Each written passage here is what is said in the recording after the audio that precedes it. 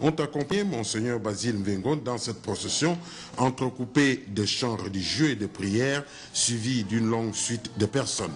Un cérémonial qui conduisit Jésus de Nazareth, le Fils de l'homme, à la crucifixion sur la croix au sommet du mont Golgotha.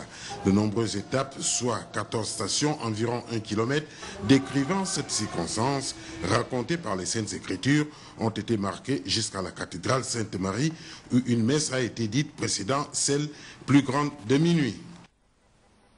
La veillée de Pâques se tient donc dans la plupart des églises du monde entier. Pour en savoir un peu plus sur la symbolique de la Pâques, le reporter se rapproché du vicaire général de l'archidiocèse de Libreville, Monseigneur Patrick Ngemaedou. Nous l'écoutons, il est au micro de Tassiada Minko. Nous sommes effectivement dans le grand rendez-vous de la foi chrétienne. Contrairement à ce que les gens pensent, ce n'est pas Noël qui est ce grand rendez-vous. Le grand rendez-vous, le centre de notre foi, c'est la résurrection du Christ, donc la Pâque du Seigneur. Et le rendez-vous de la Pâque qui se vit à partir de cette grande nuit, la nuit pascale, où le feu nouveau est allumé, le cierge pascal, la lumière qu'est le Christ, est représenté par ce cierge, et c'est un grand rendez-vous traditionnellement pour aussi un grand accueil de nouveaux chrétiens.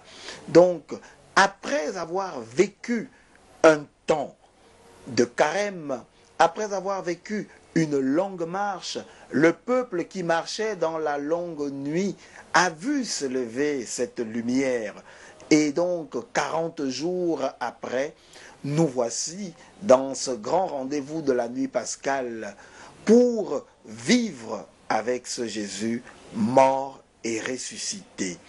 Et donc, c'est la grande symbolique de cette nuit avec ce grand feu nouveau, cette annonce de la résurrection du Christ qui se continuera le lendemain, le dimanche de Pâques, où nous continuons à dire « Il est vraiment ressuscité, celui qui est venu nous sauver, celui qui est venu nous sortir des ténèbres, celui qui est venu nous sortir des difficultés, celui-là même qui est le chemin, la vérité et la vie. » Voilà, les chrétiens catholiques donc se préparent à vivre la passion du Christ à l'instar de ceux du monde entier. Ceux de l'église de la paroisse catholique Notre-Dame du Gabon de Mélène viennent de vivre ces moments de l'histoire religieuse à travers une représentation des élèves de l'école privée bilingue à vocation catholique de Mélène. C'est ce que nous rapporte dans ce reportage Paulin Siaki et Francis Ngomo. Moment d'intense émotion pour les fidèles de la paroisse catholique de Notre-Dame du Gabon de Mélène qui viennent de revivre la passion du Christ. Les enfants ont, à travers la représentation, retracé le parcours de la crucifixion du Christ. Les chrétiens présents ont fait un tour en arrière et revisité leur vie en Christ. Déjà, il est important de souligner que mon école est à vocation catholique, école privée bilingue Adèle-et-Maurice.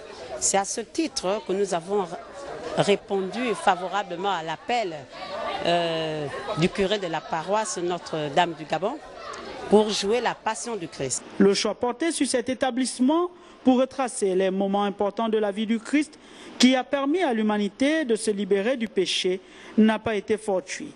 Adèle-et-Maurice reste du moins l'une des rares écoles à inculquer l'enseignement chrétien. Nous sommes à vocation catholique et on garde toujours cette même lignée de donner les fournitures gratuitement aux élèves. C'est-à-dire qu'une fois que le parent paye l'inscription et le reste est donné par l'établissement jusqu'à la fin de l'année. Ça veut dire que le parent aura juste acheté le cartable, la gourde et l'imperméable. Le reste est donné par l'établissement. Depuis 20 ans, elle s'est résolument engagée à apporter l'éducation chrétienne à ses jeunes enfants. La passion du Christ est une invite aux chrétiens du monde qui devront désormais et avec plus de force s'imprégner de cet enseignement hautement divin pour un monde meilleur. Parlons à présent de l'ouverture ce matin des travaux au jardin botanique du Conseil national du Parti démocratique gabonais. Comme lors du congrès en 2013, les travaux étaient dirigés par le président du parti, Ali Bongo Ondimba. Le compte rendu Biwao Mikala.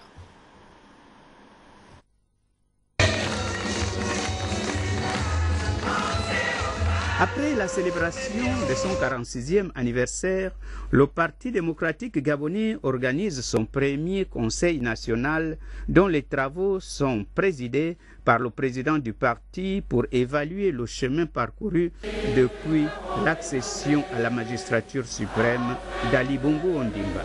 Des assises qualifiées par le secrétaire général du PDG d'occasion exceptionnelle et mémorable. En cette occasion exceptionnelle et mémorable, permettez-moi aussi de rendre hommage à toutes les militantes et tous les militants qui, après avoir consacré l'essentiel de leur vie au rayonnement du Parti démocratique gabonais et à l'intérêt général de la population gabonaise, ont quitté ce monde, au premier rang desquels notre président fondateur, vers qui nos pensées sont toujours tournées.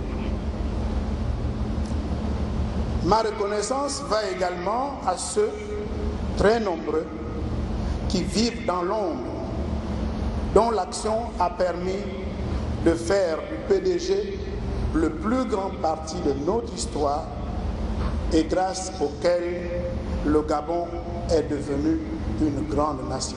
Par ailleurs, le secrétaire général du PDG a fait une mise au point sur certaines rumeurs persistantes. Mon rôle m'amène parfois à relever tout haut ce que murmurent les militants et d'autres citoyens.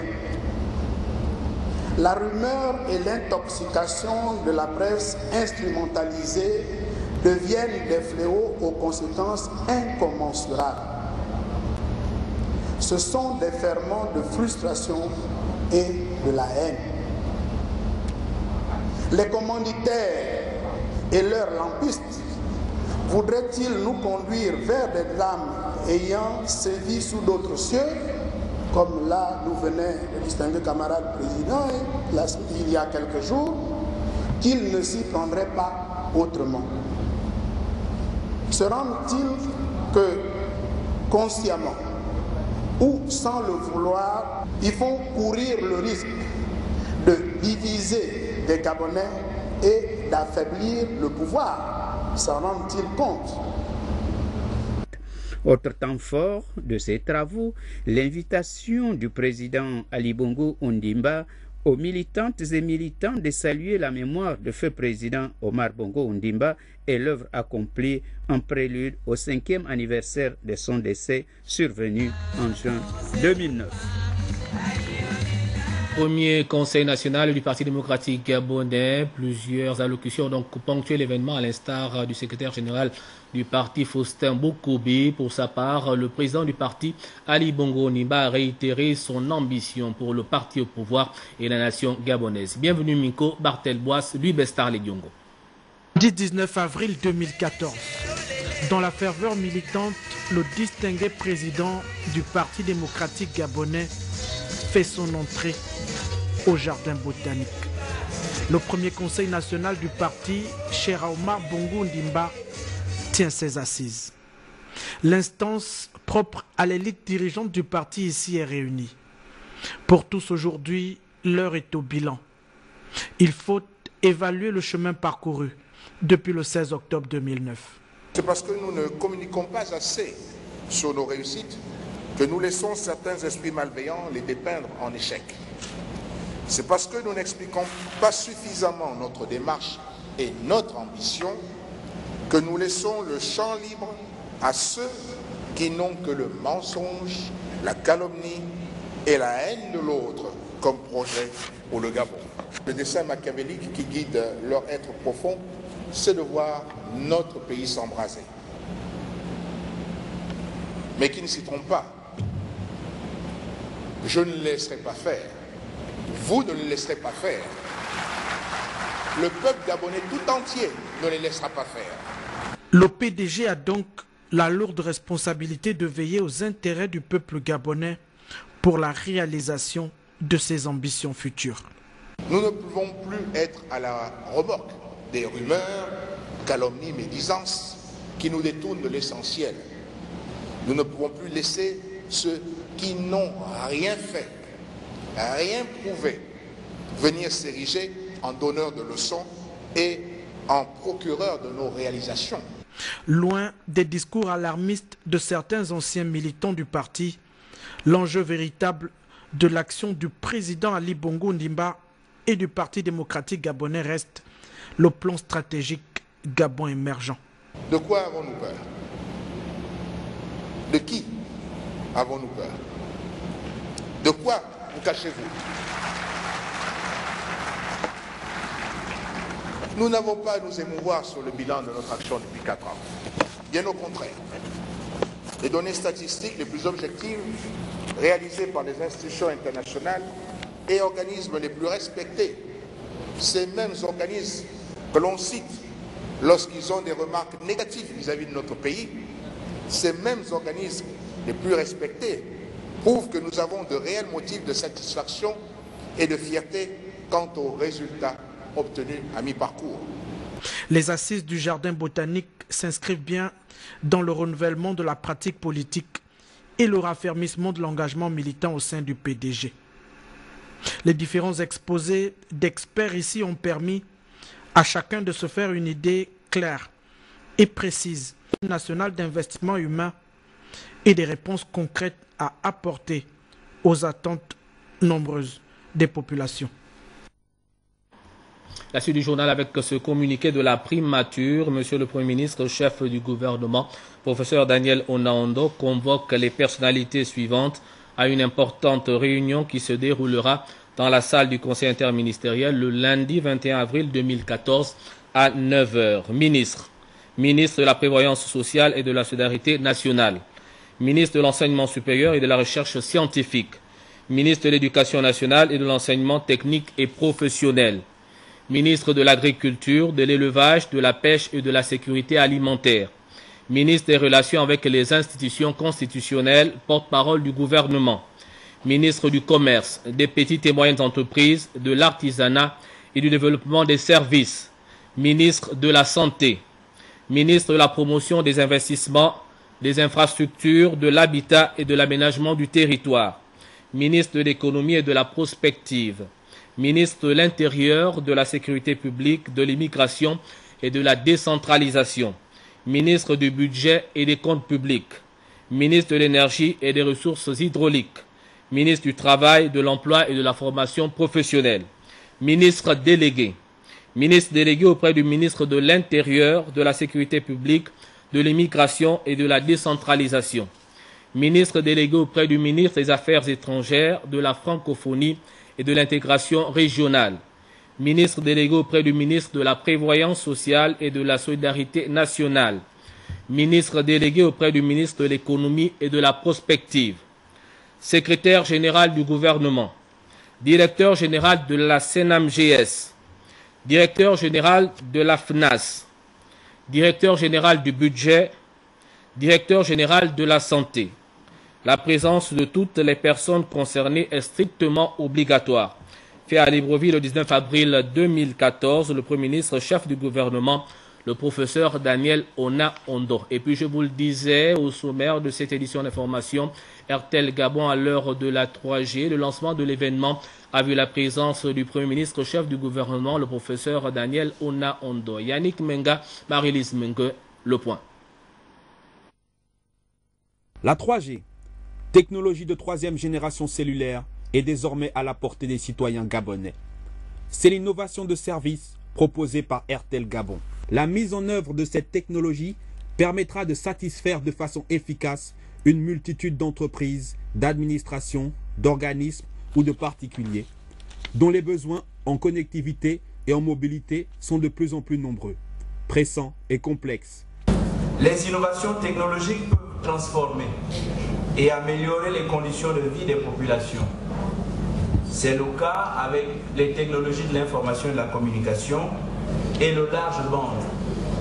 qui peuvent apporter des contributions majeures au développement durable de notre pays.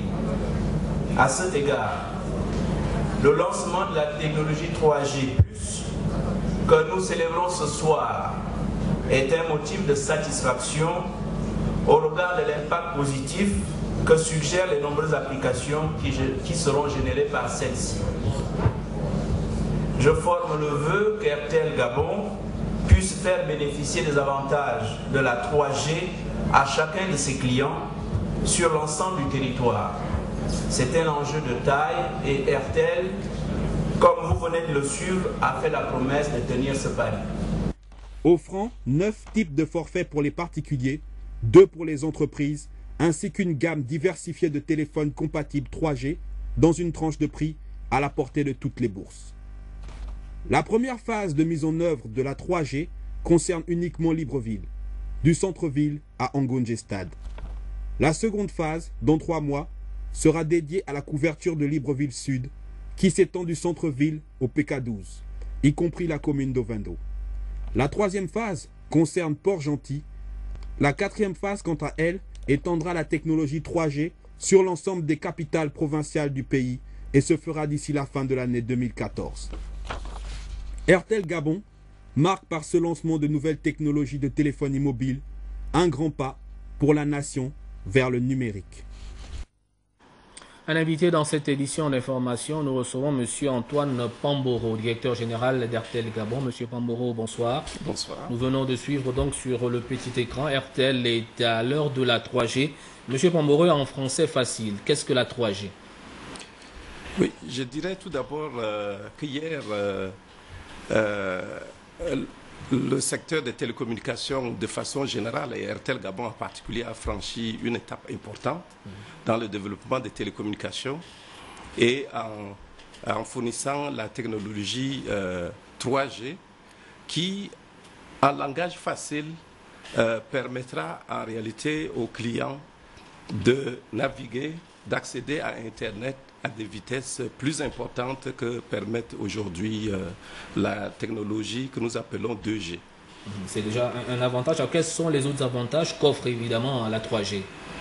Oui, ici, effectivement, cette technologie va permettre en fait aux abonnés munis uniquement de leur téléphonie, de leur téléphone mobile, mais aussi des tablettes, d'accéder en fait à des sites web à une vitesse 100 fois plus rapide qu'actuellement. Et à titre d'application, effectivement, ils peuvent aujourd'hui faire des appels vidéo, se voir pour pratiquement le même prix que la voix, accéder à de la musique, faire des téléchargements de films, de vidéos, pratiquement à des vitesses instantanées. Alors en termes de qualité, Airtel est-il prêt pour proposer cette technologie à sa clientèle? Tout à fait, comme nous l'avons démontré hier par ce que nous avons commencé à dérouler. Donc aujourd'hui, nous avons assuré une couverture, je dirais, d'une grande partie de Libreville qui part donc du stade Angonje jusqu'au centre-ville. Donc dans quelques semaines, nous ferons une couverture totale de la ville de Libreville, étendue jusqu'à Ovendo. Mais également, nous avons pris le pari d'ici la fin de l'année donc de desservir Port-Gentil et toutes les capitales provinciales du pays. Alors la question qui va intéresser justement l'ensemble de vos clients, est-ce que par rapport à la 3G, Airtel va augmenter les prix de la connexion, des appels et à Internet? Effectivement, c'est une question importante et nous voulons rassurer notre aimable clientèle que le prix ne sera pas augmenté. Ils auront en fait droit à une vitesse accrue, mais au même prix. Et je dirais même, nous proposons donc des forfaits avec des volumes plus importants qui, à la fin, reviendront en fait à des prix encore plus réduits. Monsieur Pamboro, pour terminer sûrement avec la 3G, mais aujourd'hui, beaucoup s'interrogent sur la qualité du réseau Airtel, des complications souvent. Alors, est-ce qu'avec cette nouvelle technologie, on peut dire adieu à ces manquements? Oui, je dirais que nous ne manquerons pas d'avoir des aléas de la technologie, mais je dois rassurer tous nos clients qu'effectivement, en mettant en place ce réseau 3G, nous prenons toutes les dispositions pour assurer une meilleure qualité de service. Peut-être un mot par rapport à cette 3G finalement qui vient d'être lancée? Je dirais d'abord, je dirais ce serait de rendre hommage au président de la République qui a pris cette option d'octroyer en fait au secteur cette technologie, et nous voudrions ici lui rendre hommage, mais également rendre hommage à nos clients qui nous ont fait confiance jusqu'à présent, et nous apportons là en fait un outil pour justement leur permettre, je dirais, de faire leurs affaires, leur permettre de se connecter avec leur famille, leur permettre d'accéder au monde, et donc nous mettons toujours donc au centre de leurs préoccupations. Monsieur Pamboro, merci. Voilà, c'était donc Monsieur Antoine Pamboro, directeur général d'Airtel Gabon. Le sujet Airtel Gabon est actuellement à l'heure de la 3G. Il est passé sur ce plateau pour nous donner un peu plus d'amples explications. La suite du journal avec la suite de la visite du ministre de la Forêt, Noël Nelson Menson, dans la province de Logoué-Vindo comme dans la province du Wellington. Même message, lutte contre le patronage et appel aux opérateurs économiques de la filière bois à respecter la mise en place de la nouvelle politique des autorités de la République. Le compte rendu, Cyril Bertrand, Ngaleko.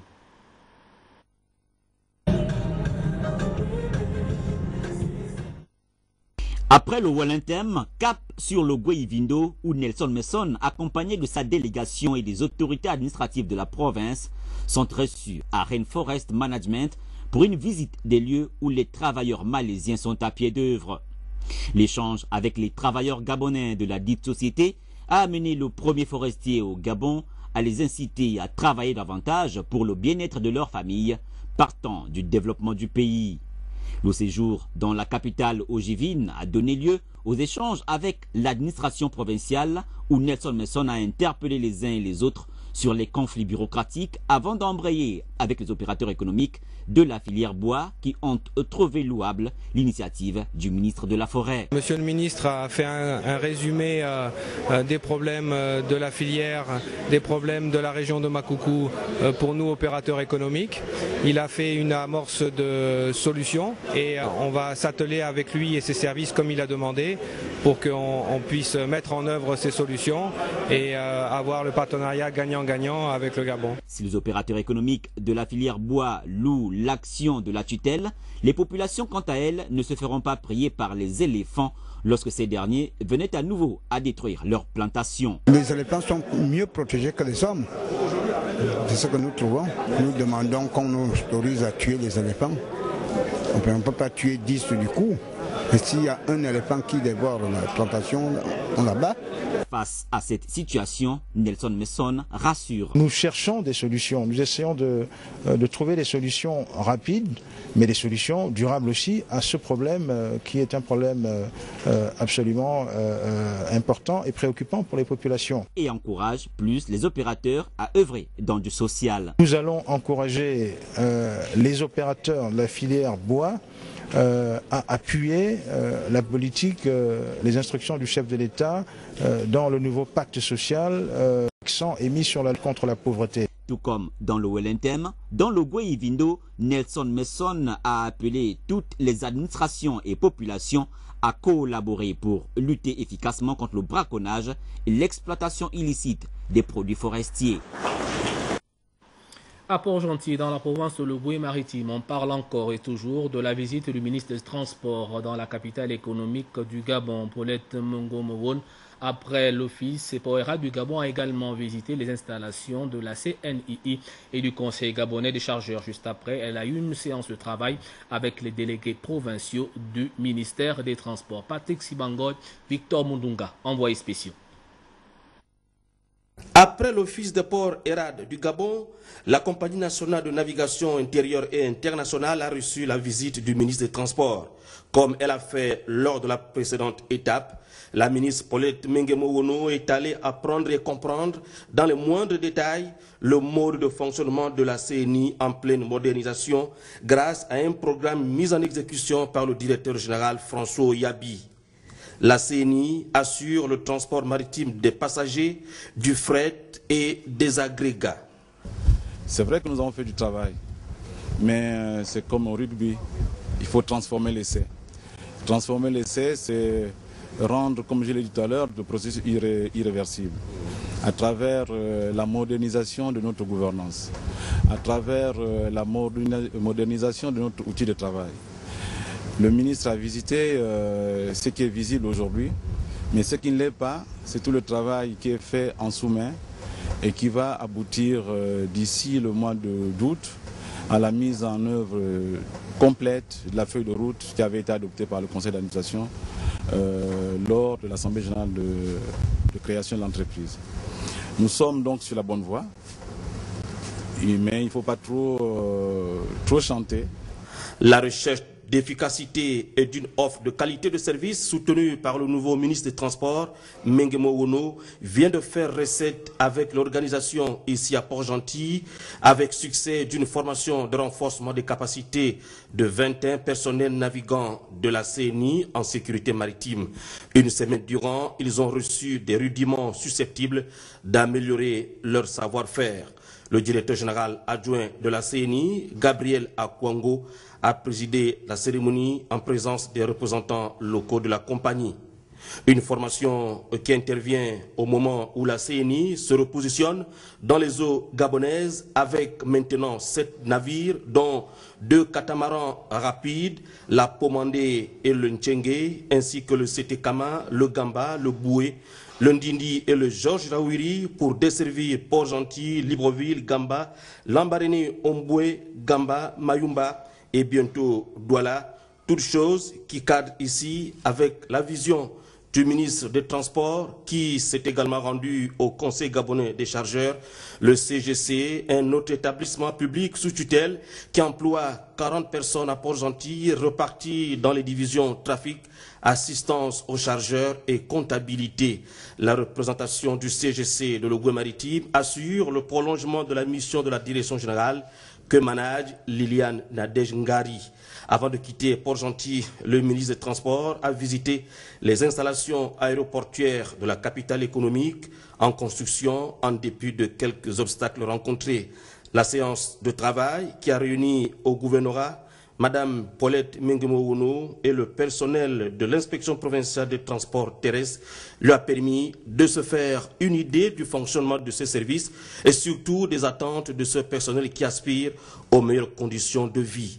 Au terme de ces visites de prise de contact riches en enseignements dans la capitale provinciale de l'Ogooué maritime, le ministre des Transports a pris congé de ses hôtes avec le devoir d'une mission bien accomplie.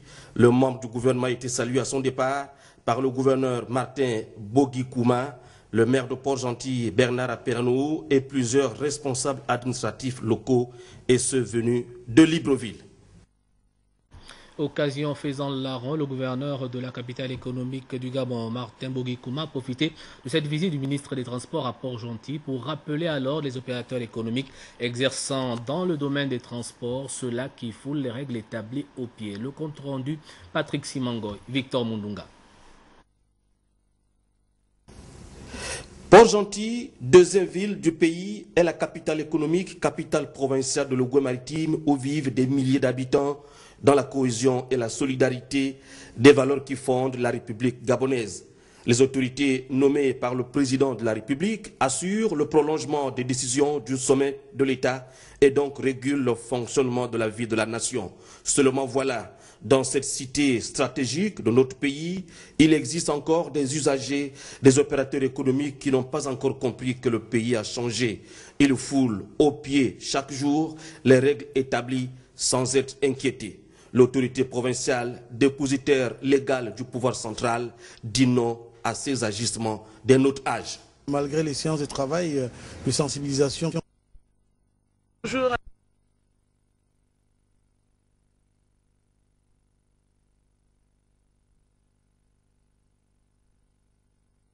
L'aéroport, sachant que cette zone a été déclarée d'utilité publique par un décret présidentiel à cet effet. Et la délimitation est bien connue par ces opérateurs économiques. Malgré nos différentes sensibilisations, les choses ne semblent pas s'améliorer. Cela veut dire que nous allons devoir prendre les mesures nécessaires pour passer désormais à la phase répressive, pour pouvoir restaurer l'autorité de l'État. Pour le gouverneur de l'Ogooué maritime, la défiance de l'autorité n'est plus de ce monde. j'ai été clair, et je suis clair en ce qui concerne la province de l'Ogooué-Maritime, dont j'ai la charge depuis plus d'une année. La phase de la sensibilisation a quand même été assez nécessaire. Et je pense qu'il faut qu'on fasse comprendre, particulièrement aux opérateurs économiques, parce que nous sommes quand même la capitale économique de notre pays. Qui dit opérateur économique dit respect des lois et règlements en vigueur de notre pays. Or, beaucoup d'opérateurs économiques se comportent comme si ils étaient réellement les co-gestionnaires de ce pays. Il n'en est pas du tout question. Nous avons un président de la République avec un gouvernement qui donne des orientations, des instructions que nous devons appliquer à la lettre. Et ce genre de comportement ne peut pas durer sur l'ensemble du territoire de la province de l'Ogooué-Maritime. Donc chacun doit vraiment respecter les lois et règlements, un point, un trait. Faites-moi de la bonne économie, je vous ferai de la bonne politique, disait un grand homme de ce pays. Le gouverneur de l'Ogooué-Maritime s'inscrit ici dans ce concept économique gagnant-gagnant. Ici à Port-Gentil, Martin Bogikouma conduit d'importantes réformes visant toute la moralisation de la société, le changement et la modernisation. Le développement de la province est à ce prix. Nous restons à Port-Gentil, vous parlez de la fin de la 5e réunion annuelle du réseau mondial des mandataires du Conseil gabonais des chargeurs. Les travaux marqués par des échanges fructueux ont porté sur 9 recommandations, ce que nous rapportent ici Filika Biyongo et Sernziengi. Mabila. Les politiques tarifaires des chargeurs africains seront harmonisées dès le 1er septembre 2014. C'est l'une des 9 résolutions prises lors de la 5e réunion annuelle des mandataires du Conseil gabonais des chargeurs et dont quelques-unes sont déclinées ici. Élaborer une note circulaire relative à la saisie des informations du bordereau d'identification électronique et de traçabilité. De renouveler la vigilance en amont de la procédure. Rappeler aux mandataires des ports français l'importance du respect des zones de compétence. Ces recommandations en faveur des importateurs et exportateurs de marchandises sont de nature à lutter contre la flambée des prix, au moment où notre pays s'attelle à relever le défi de la réduction de la pauvreté. Au nom du gouvernement de la République, je me réjouis de constater que vous avez décidé de prendre en compte la lutte contre les prix des marchandises qui sont un facteur qui augmente parfois de façon injuste le coût de la vie dans notre pays. Après 3 jours de débats menés autour du repositionnement du Conseil gabonais des chargeurs, il apparaît donc évident que celui-ci passe par la contribution de chaque mandataire. On a des équipes qui sont dispersées dans différents pays, dont la Turquie, Dubaï, l'Inde, le Pakistan et le Liban. Et le but, c'est que des importateurs intéressés par ces différents marchés qui s'y déplacent à travers les structures qu'on a organisées viennent sur place afin de faciliter les échanges entre la zone extérieure et le Gabon. Ça a été l'occasion pour les mandataires de remonter des informations auprès de la direction générale sur les difficultés que nous pouvons rencontrer. L'idée, encore une fois, étant toujours d'arriver à une simplification de nos procédures et d'aider l'économie gabonaise dans son développement.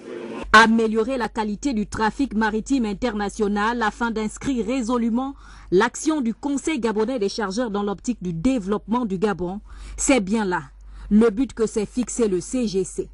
Un défi que la structure entend bien relever.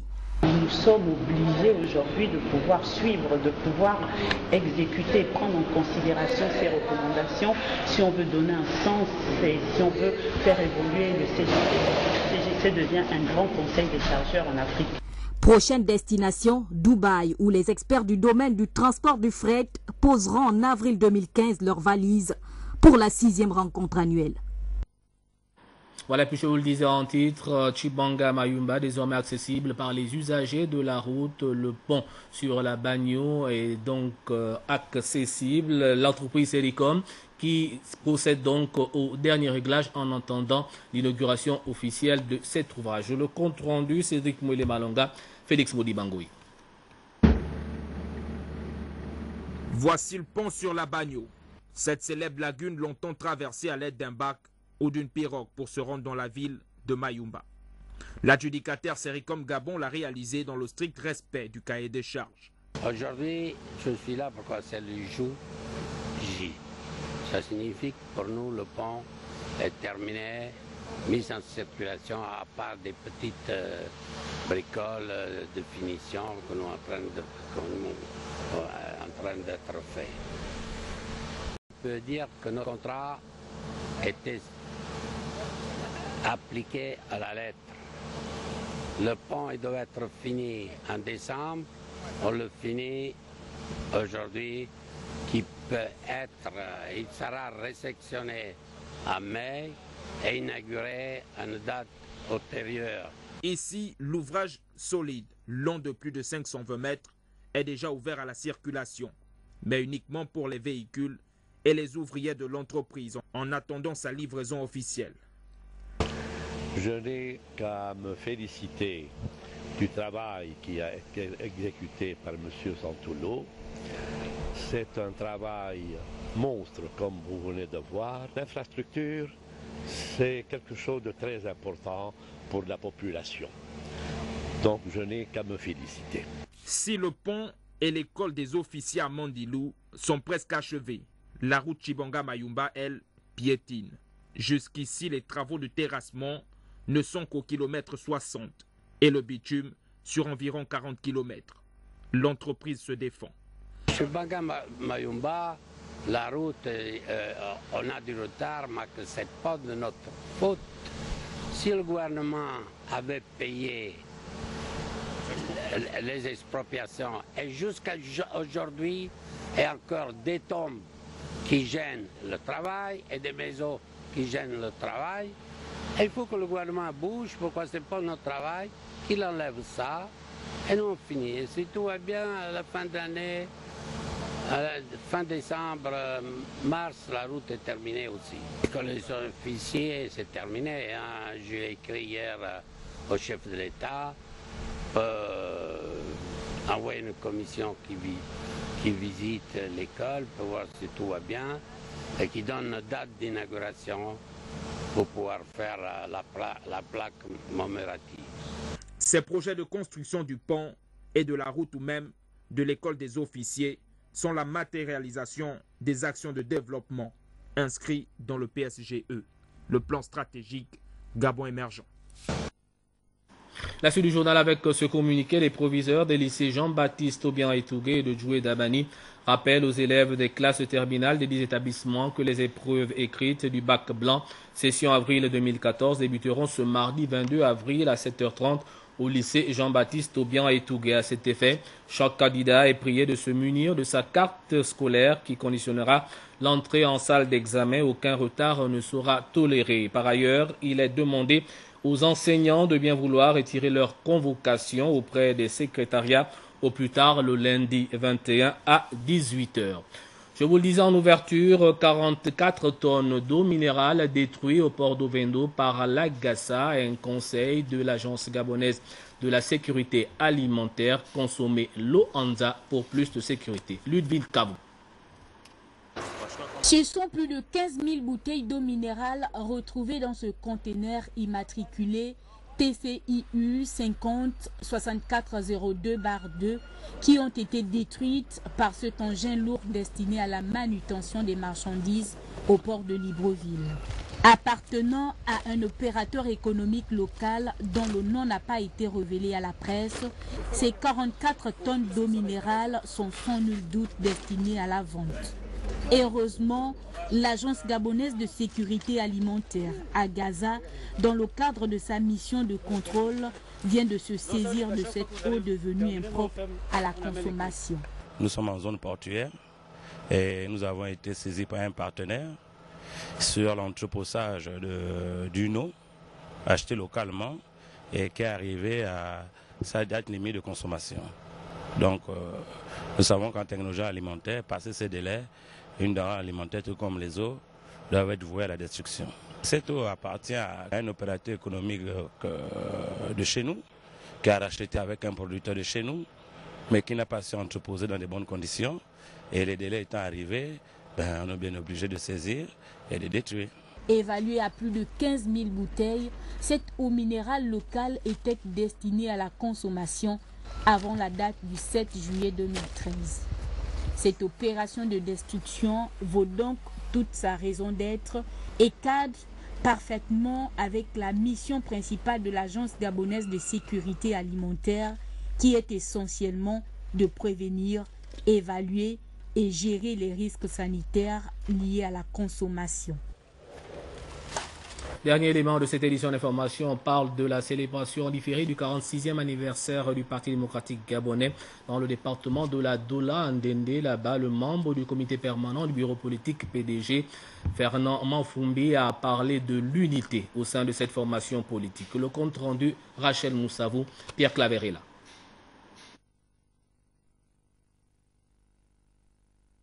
Le Parti démocratique gabonais, en différé dans la commune de Ndende, a tenu toutes ses promesses au regard de la mobilisation observée.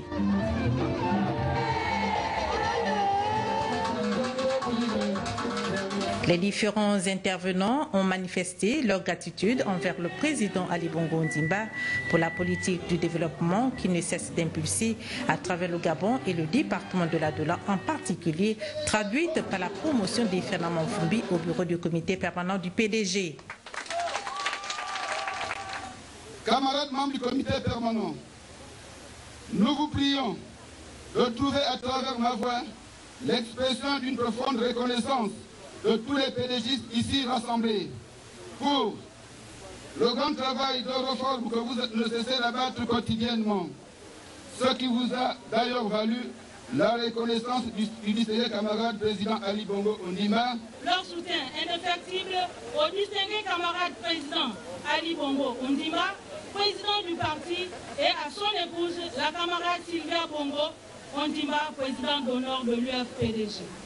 Nous, Jean de la Dola, sommes en phase avec sa vision définie dans son programme de société d'avenir en confiance. Le clou de cette célébration fut le message profond délivrant langue vernaculaire par le nouveau membre du comité permanent, Yves Fernand Manfoumbi, appelant à l'unité pour tordre le cou à la division et à la grande satisfaction des membres du bureau politique.